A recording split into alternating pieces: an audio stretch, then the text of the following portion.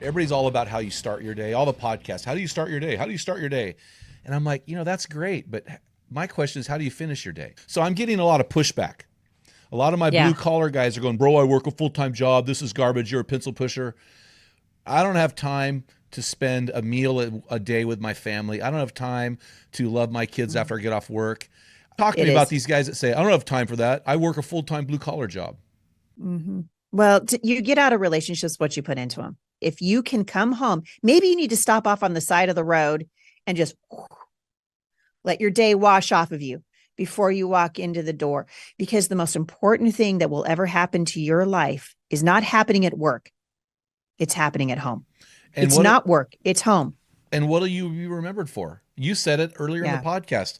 These men will die one day, Yeah. and there will be people weeping at their funeral. And my Yeah. question is, what will their tears represent? Tears Yeah. of regret because they have unfinished business they never had with you, or Yeah. tears of mourning because they just lost the greatest man they ever lived with? Yeah. Yeah. It's so true. It's so true. And I think when you pour into the things that matter, we're all in a season. I was just talking about this on my show the other day. We're either in a season of reaping or we're in a season of sowing. And if you're a young man listening to this and your wife is young and you guys are in your 30s or even your 40s, for goodness sake, you're in a season of sowing. And one day that sowing will be over and you will be in a season of reaping. You will spend the rest of your life reaping what you have been sowing. And if you sow wind, you will reap a storm. And if you want to live out the older years of your life in peace and joy and without regret, then you bust it in those years when you are sowing.